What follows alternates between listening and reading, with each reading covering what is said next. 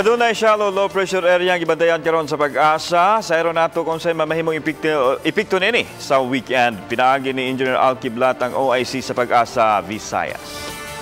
May hapon ani ang pinakalahing kalambuan sa dagan sa panahon, gibase kini sa tanang available data nga nakalap karong adlaw. Dunay duha ka sistema sa kinayahan nga nipikto karon sa nasod. Ang una kining northeast monsoon o amihan nga namagdaa kining bugnaw nga panahon didtong dapita sa kinatumyang amihanang bahin sa Luzon. Samtang ang easterlies nga hiinit nga hangin nga gikan sa sidlakan ang mopadayon nga moepekto sa nahabiling bahin sa nasod lakip na ang Visayas.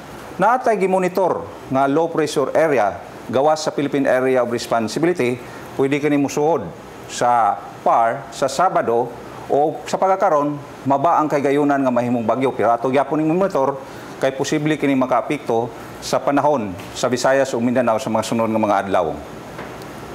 Para sunod ng 24 oras, lakip na ang Sabado, ang tibuok Visayas makasinati og kasarangan nga panahon, din dunay panagsang pagpanagom sa kalangitan, pero magpasulabi ang kainit sa adlaw.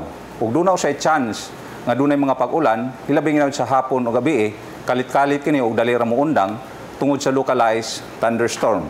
Ang sukod sa temperatura dinhi sa Metro Cebu, magasukad sa 25 ngadto na sa 32 degrees centigrado o pwede kini moabot ang heat index og 39 degrees centigrado. Sa May Bohol, 24 to 32, sa Siquijor o Dumaguete, 25 to 32, sa Leyte o Samar, 24 to 31 degrees Celsius.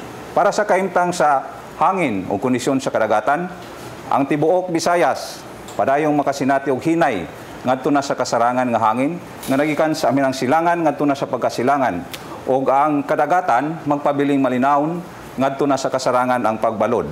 Ang dagat, mutaob, alas 11:45 sa gabi, nga may gitason nga 1.77 ka metros. Ug muhunas, alas 6:44 sa buntag ugma, nga may gimove-on nga 0.26 ka metros. Para sa extended weather outlook, sugod sa Domingo, makasinati ang tibuok Visayas o madagumon ng kalangitan, idumanan kinig hinay ngadto na sa kasarangan ng mga pag-ulan ug usahang bundak sa ulan tungod atong gipaabot natong epekto nga nagay sugatan nga ganiya nga low pressure area.